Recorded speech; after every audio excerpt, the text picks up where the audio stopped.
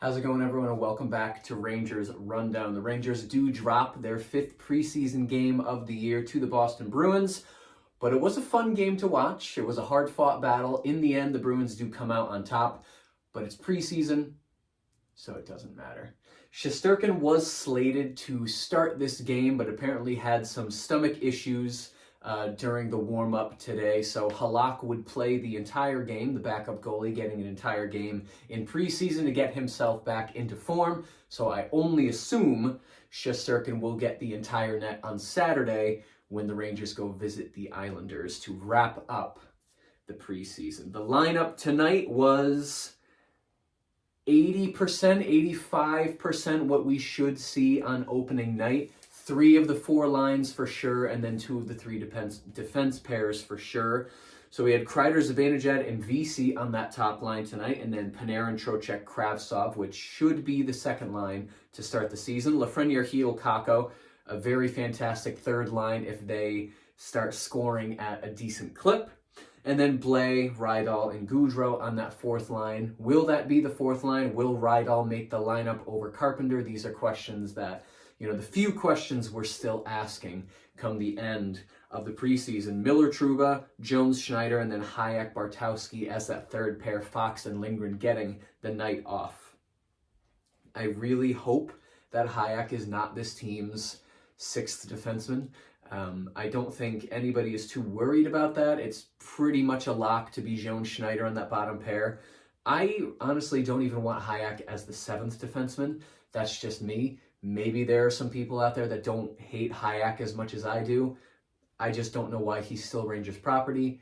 Let's get him out of here. But we get into the game. 27 seconds into the game, Zibanejad wastes no time. He scores the game's first goal for the Rangers. Trouba was behind the net. He gets it out front to Kreider, who gets it across the crease to Zibanejad. An easy goal for him. 90 seconds in, Panarin has a redirection that almost goes in, almost go up 2-0 against the Bruins 90 seconds in, but it does not. Halak makes a good save shortly after that, but then at 2:27, exactly 2 minutes after the Zibanejad goal, DeBrusk would score, tying it at 1. It was a sloppy rebound. DeBrusk cleans it up in front. A good keep-in by K'Andre Miller leads to a shift's worth of offense for the Rangers, and then the kid line has a very good passing play that almost connects for a goal. The kid line had 3 or 4 really good moments tonight, really good shifts. So they are, by all measures of the eye test, gelling.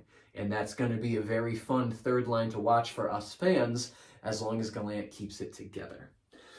9 minutes in, a Boston turnover leads to a chance in front for Filip Chytil. Boston is controlling play for the 3-ish minutes of the middle of the period. I would say about halfway through to maybe 7 minutes left. It was mostly Boston.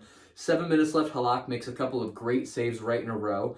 And then there's a tussle between the lines afterwards. Nothing too crazy, but the physicality would ramp up as this game went on. These teams are almost in the regular season. Rangers and Boston already 2 teams that don't really like each other, and you could sense that as the game went on. Blais with a big hit in the corner. He would pay for that later in the game. Trocheck line with some pressure. Good to see Trocheck gelling with some of these guys. Kravtsov with numbers, but he makes an awkward pass, and the offense kind of trickles off. Kid line again with some pressure, and they end up drawing a penalty at 17-13. Renouf, however you pronounce it, takes a holding penalty. Power play 1 tonight for all of the power plays the Rangers had. Kreider, Zibanejad, Trocheck, Panarin, and Jones quarterbacking that power play instead of Trouba. So Gallant giving Jones kind of the reins to the power play tonight just to see what he can do. I like that decision. It's preseason. Let's see what Jones can do. And he handled himself pretty well. 18 away, Zibanejad would score a power play goal on that power play. Jones, point shot, Zibanejad deflection from the middle of the slot. It gets right in past Swayman. Blais is then knocked down by Stroman, kind of a little retaliation for the hit that Blais had earlier in the period. And then at 19:15, Kakko would score his first goal of the game. It was on a breakaway. There was a pass. He was trying to get the puck to Lafreniere, but it went past his stick. But Kakko just followed it right into the zone, took it to the net, and ends up scoring. So at the end of 1, the Rangers are up 3-1, a promising start to the game. Halak makes a save in the final seconds to keep it 3-1. Shots 14-12 in favor of Boston. So Boston outshooting the Rangers, but Rangers outscoring Boston. Second period, 36 seconds in, taking a page out of Zibanejad's book, Zacha would score a goal. He completely undresses Trouba in the neutral zone, leads to a breakaway. He puts it past Halak. Boston really pushes the pace after that goal, trying to even it up. The kid line, not pushing on the break at all, has a great shift beginning of the second period, about 3 minutes in. That leads to even more pressure for the Rangers after that. And that's the sign of an offense that's clicking. Not just one shift that goes well, but the offensive pressure from that shift trickling into the next one. And we saw that with the Rangers several times tonight. Zibanejad with a partial break and then a net front try for a Kreider tip in. So first line generating some offense as well. 6.5 minutes in, Panarin has a chance from the slot. And then Kakko with 2 tries immediately after that Panarin chance, but Swayman is standing strong. 8:09, Pastrnak scores a goal. The icing, for whatever reason, was waved off right before this goal, and Pastrnak is wide open for the cross ice pass. He gets it in. Kind of a sharp angle, but Pasternak's a great goal scorer, so he ends up getting the goal. 8:41, Renouf, again, getting onto the board for all the wrong reasons, takes a tripping penalty. Halak with a huge outlet pass to Panarin. Panarin had 72, something like that, in the 70s worth of assists last season. He's a very unselfish player, but at that moment, he needed to be selfish because he had the shot and he didn't want to take it. He opted for the pass, which was broken up. So my one wish for Panarin, who is an elite player, shoot the puck more. He has a great shot. He hit the post twice in this game, so we know he can score. He just has to choose to do that. 11:48, Boston takes a too many men penalty. So shortly after the Rangers have that first power play from the Renouf penalty, Boston takes another one. So the Rangers get kind of 2 power plays in a row. They also get 2 straight power plays of not too much happening. So the power play definitely cooled off after that first period. 5 minutes left. Halak makes a good save on a streaking Boston player. And then at 15:46, Krejci would score a goal. Halak gets a piece of it, or Halak, sorry. Halak gets a piece of it, but it ends up trickling right over the goal line and would end up scoring. So Boston starts the second period down 3-1. They end the second period up 4-3. Kravtsov is laid out after his shot, but he would be fine. That leads to a penalty on Riley. He takes a roughing penalty at 15:57. But that power play for the Rangers is cut short. Panarin takes a cross-checking penalty, an unnecessary cross-checking penalty. He did get pushed kind of high, and tempers are flaring, so he ends up with the cross-check in retaliation at 16:36.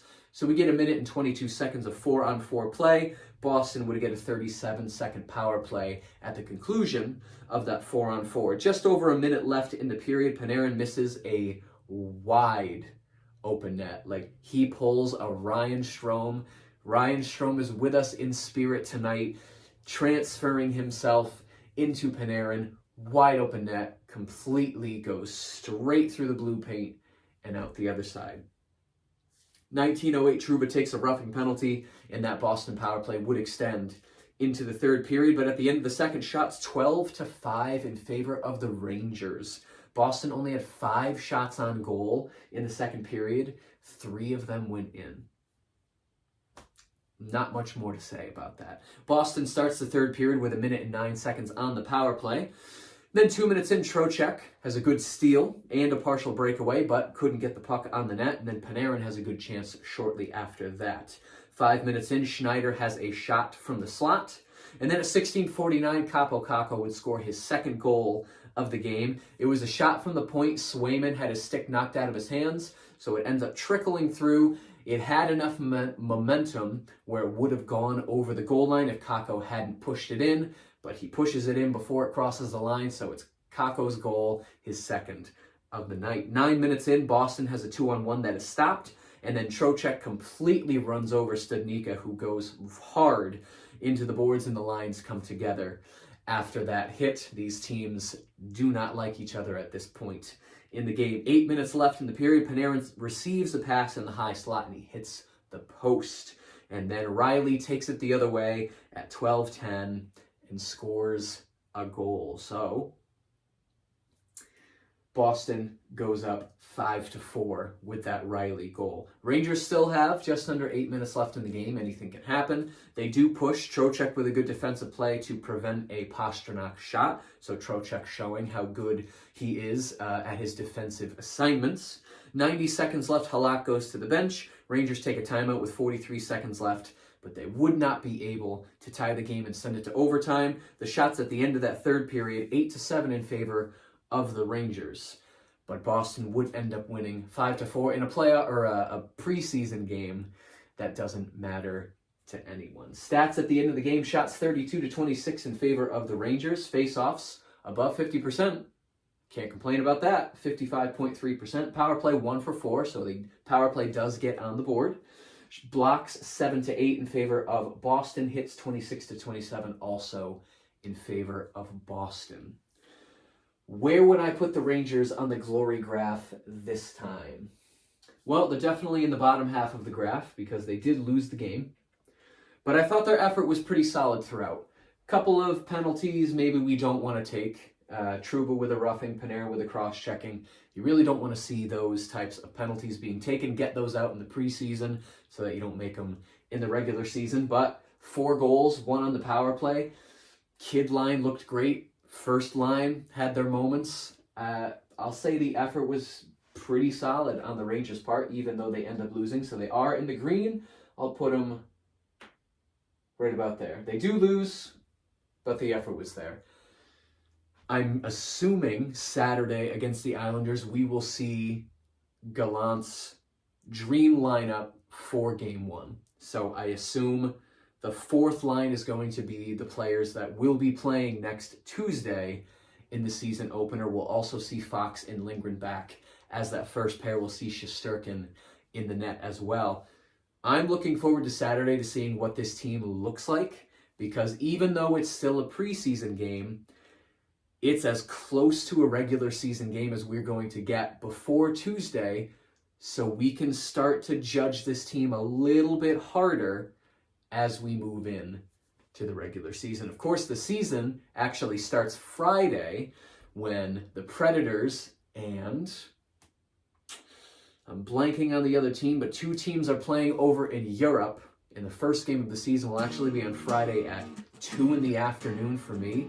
I'm in New England, so that's 2 o'clock in the afternoon. So right as I'm getting out of work, I will be turning that game on to watch the first game of the 2022-2023 NHL season. But that's it for this. We see the Rangers again on Saturday. If you enjoyed this video and you'd like to see more videos like it, be sure to hit the subscribe button. Thank you so much for watching, and I will see you in the next rundown.